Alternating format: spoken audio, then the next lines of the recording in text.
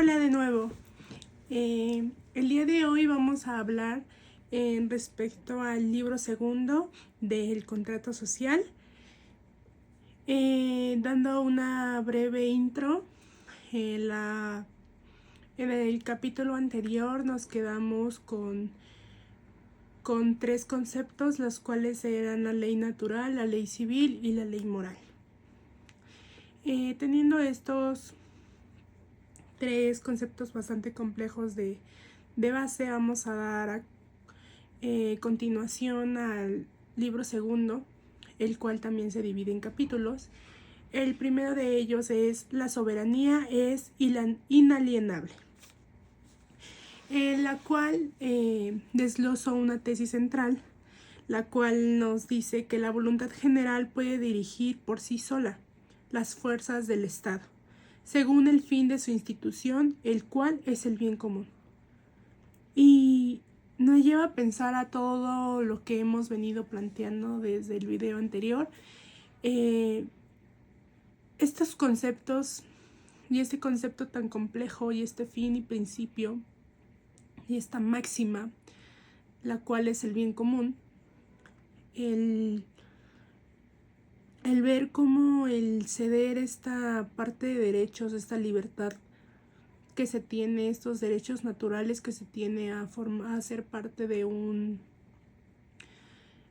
estado civil, de una ley civil, de una normatividad, es cómo cedes esas voluntades, ¿no? Y asimismo encargarnos del primer momento, ¿no? De hablar sobre el soberano y la soberanía, la cual se entiende que la soberanía es ese ejercicio de voluntad que no puede ser corrompido por alguien más, que no puede ser como de te lo doy, soy soberano, ya no quiero ser y te lo doy, o te lo vendo, o sea, no es así. Es aquel principio, es aquel acto de voluntad que no puede ser corrompido, que no puede ser vendido, o más bien como el concepto que habíamos visto en el capítulo 1, no puede ser enajenado. El soberano también se le entiende o se le hace partícipe como un ser colectivo que busca este bien común para todos, que busca esta paz y armonía que debe de haber en una comunidad colectiva. También nos habla de un concepto del poder, donde se entiende que el poder es susceptible a ser transmitido, ya que pues muchos pueden creer que tú tengas la fuerza o no, pero la voluntad no es si quieres o no, es que lo tienes que hacer. En el capítulo 2, donde nos habla de la soberanía es indivisible, en respecto del primer capítulo, nos hace también que la voluntad, como ya lo había mencionado, o es para todos o no lo es, porque es o sea, la voluntad en este concepto la entiendo como no es que te pregunten, es que lo tienes que hacer, es tu deber, es su obligación ceder esos derechos.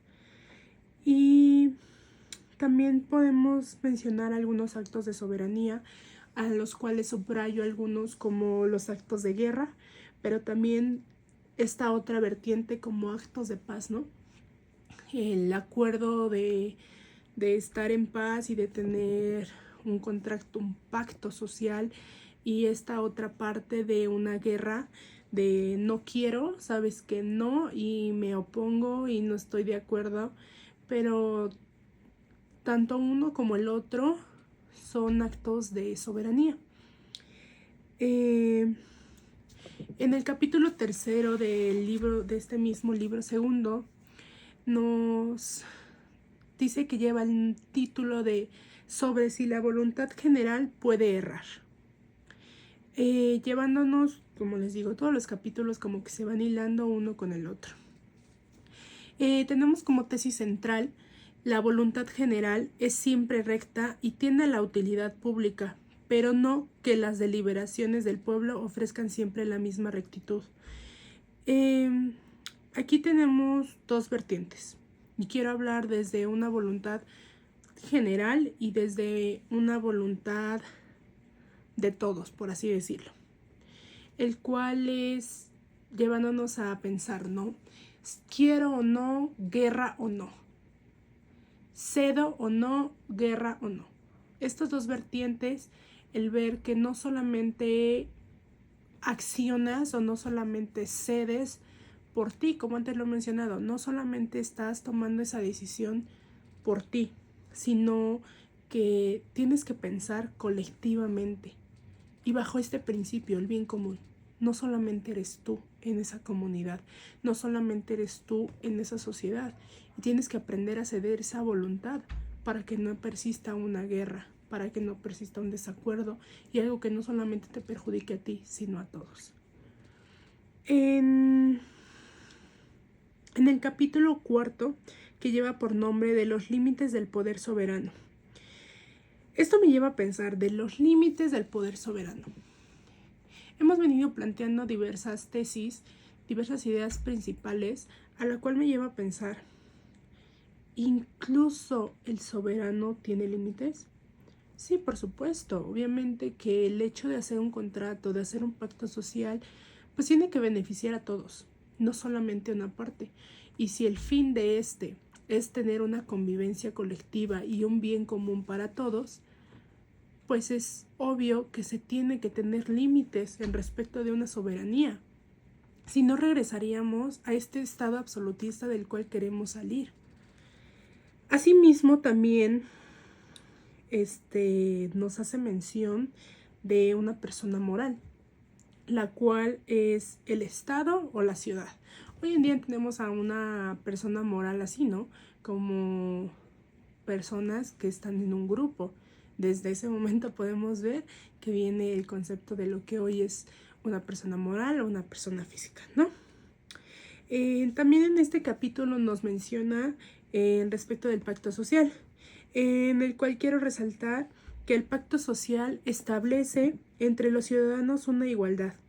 Es como lo hemos venido comentando, este pacto social, este contrato social promueve esta convivencia sana, esta convivencia armónica entre todos los ciudadanos y el soberano, ciudadanos.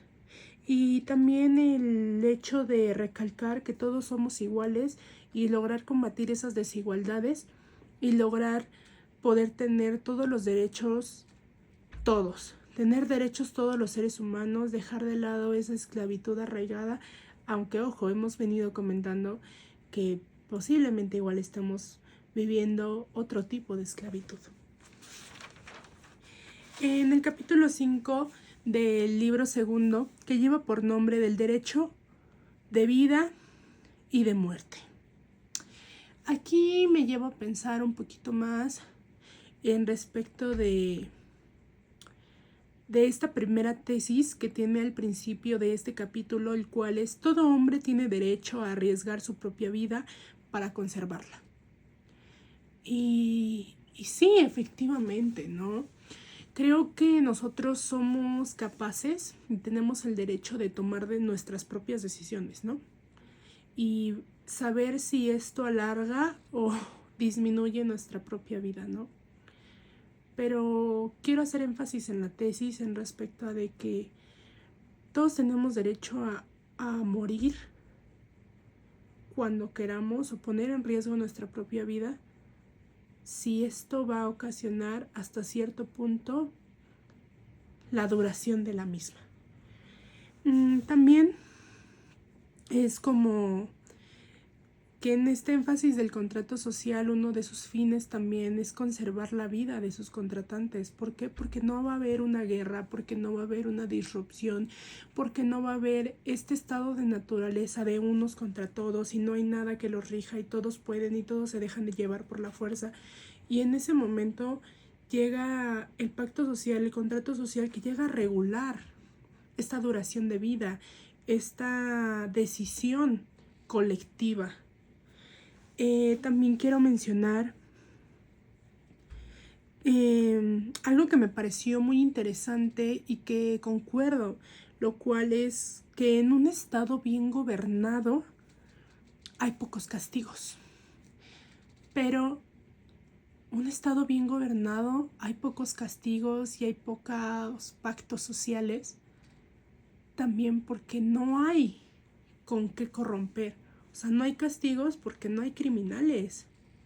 Obviamente que va a haber una normatividad y va a haber castigos y van a haber contratos porque hay criminales, porque hay personas que no están obrando bien, que no están bajo este principio del bien común, y es necesario tener que disrumpir esas comunidades disruptivas que hay, porque es como una plaga. Lo pienso desde ese momento. El tener que atacar es porque hay que con qué atacar, ¿no? O sea, el soberano tiene que atacar porque hay atacantes del otro lado. Si no lo hubiera, pues el soberano no atacaría. Y no solamente hablando desde primera persona como el soberano, sino no tendría que haber la necesidad de hacerse contratos. Y me lleva a pensar el hombre es malo por naturaleza y todos los hombres somos malos, como desde una idea de Thomas Hobbes. En el capítulo 6 nos empieza a hablar un poquito más ya de esta normatividad, de esto que se necesita para vivir, para alargar el tiempo de vida de la ciudadanía, de la comunidad, el cual lleva por nombre de la ley. En este capítulo tengo como tesis central: toda justicia viene de Dios.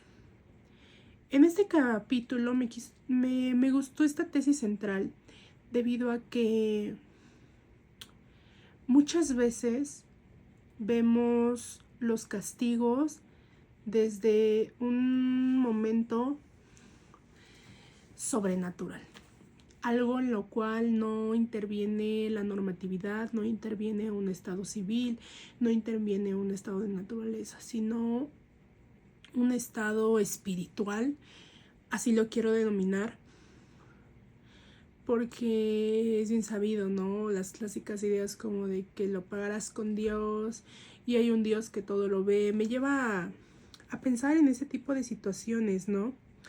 Pero es cierto y preciso que el Estado civil es ahora el que se encarga de regular. De regular toda esta transición de pasar de un estado de naturaleza a un estado civil, ¿no?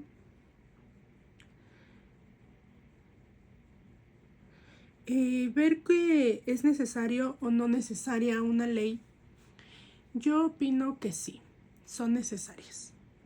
Son necesarias porque nos regresamos al capítulo anterior. Si no existieran, la duración y tiempo de vida de no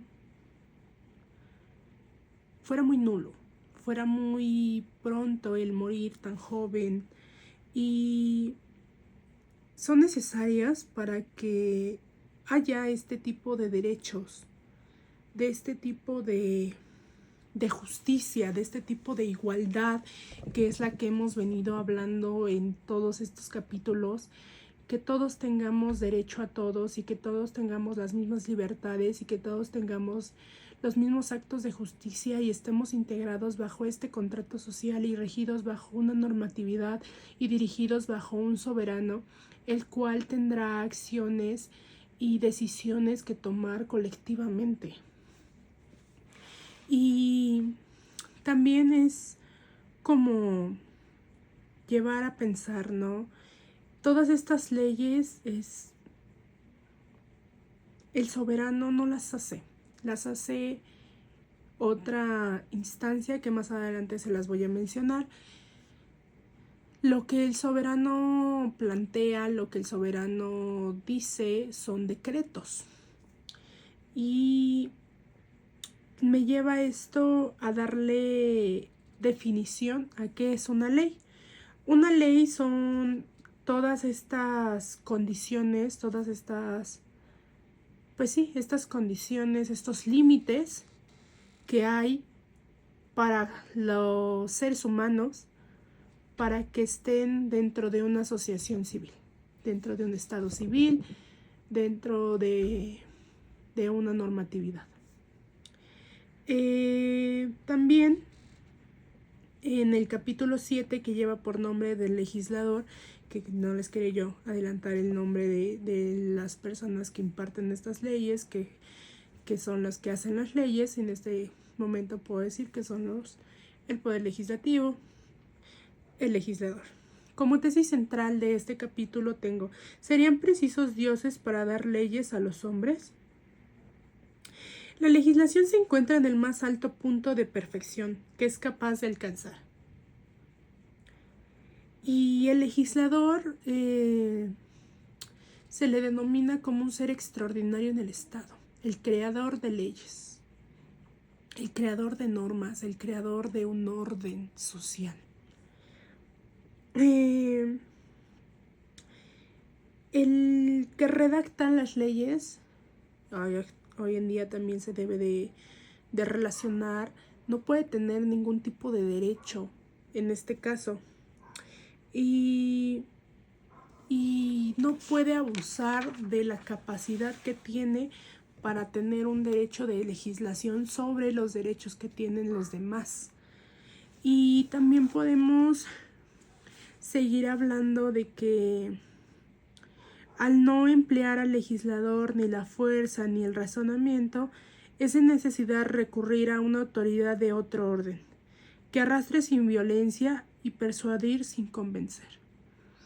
Y nos lleva a pensar en un poder ejecutivo, que es el que te hará y ejecutará las leyes en ti. En el capítulo 8, denominado del pueblo, tenemos como tesis central: el sabio legislador no comienza por redactar buenas leyes, sino que examina si el pueblo al cual se les diseñará está listo para recibirlas. Aquí me pareció importante mencionar esto. Muchas veces el pueblo es bastante difícil de entender, porque no todos tenemos las mismas opiniones y no tenemos la misma ley moral, ¿no?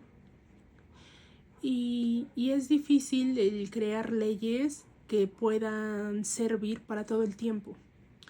La creación de leyes, y lo podemos ver en la actualidad, tiene que tener un constante cambio, una constante modernización, una constante reformación, ya que si no es así, no garantiza su efectividad, porque no todo el tiempo nos estamos enfrentando a las mismas sociedades, a las mismas edades, a la misma comunidad.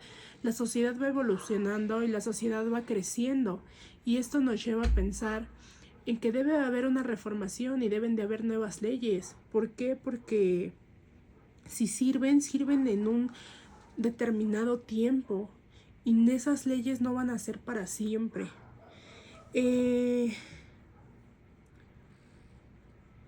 Tenemos como máxima en este capítulo este dato: se puede adquirir la libertad, pero no se le puede recobrar jamás. Y pues sí, o sea,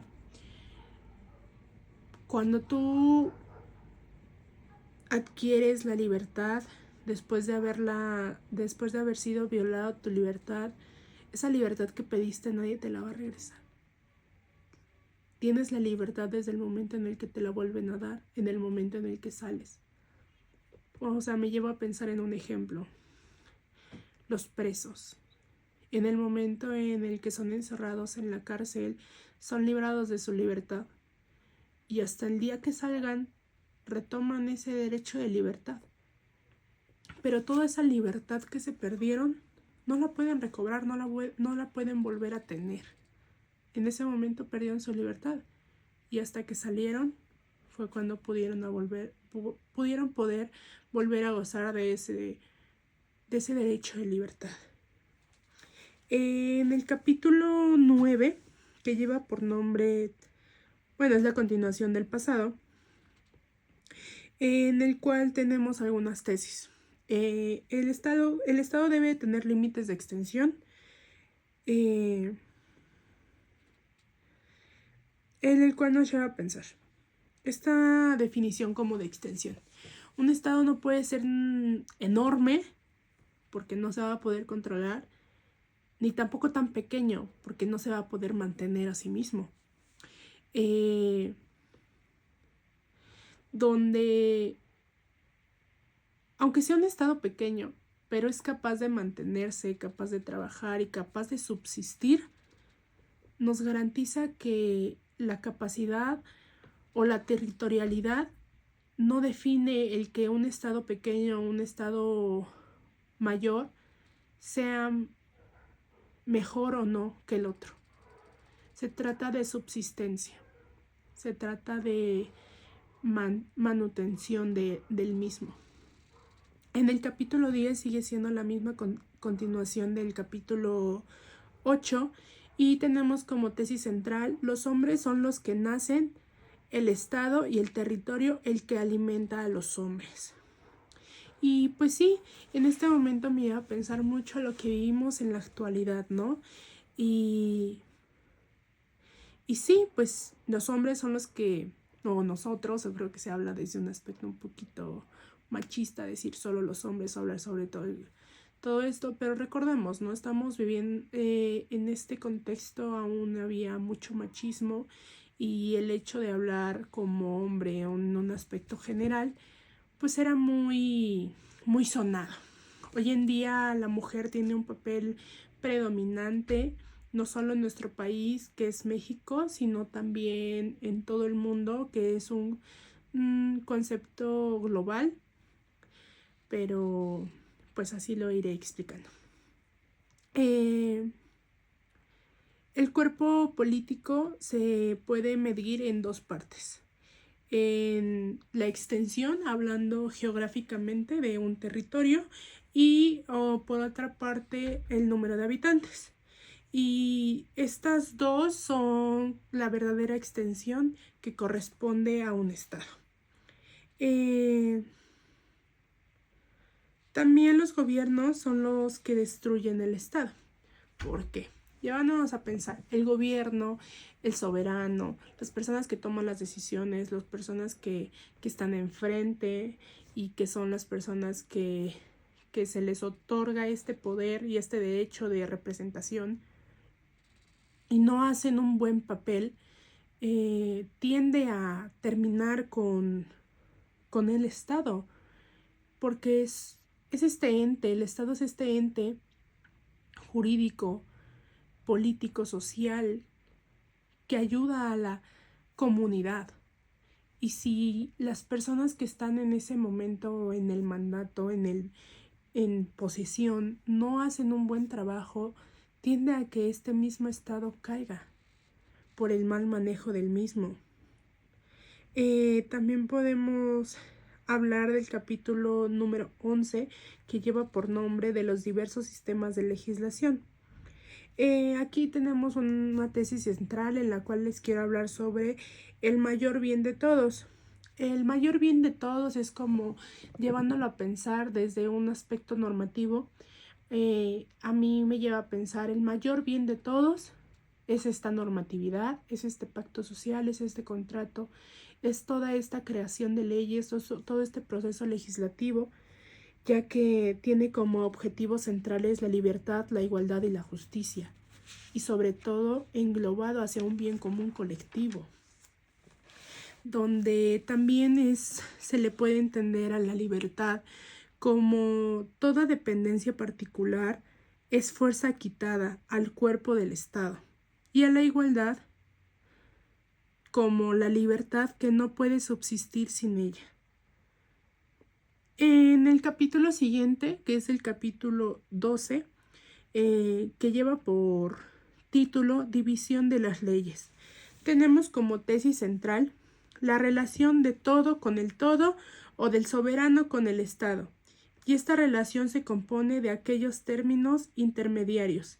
Las leyes que regulan esta relación llevan el nombre de leyes políticas y leyes fundamentales. En este apartado, pues ya nos habla un poquito más de esta, como lo dice su título, división de leyes, ¿no? Y nos lleva a pensar en estas dos, las particulares, las fundamentales, y las políticas.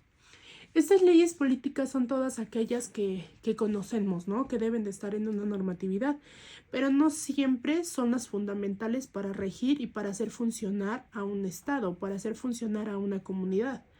He aquí estas dos vertientes, lo que está bien y lo que se debe estar estipulado y escrito en este contrato social, y lo que es fundamental, lo que sí o sí debe de haber para ser regulado, ¿no? Y también nos lleva a pensar en respecto de la fuerza del Estado y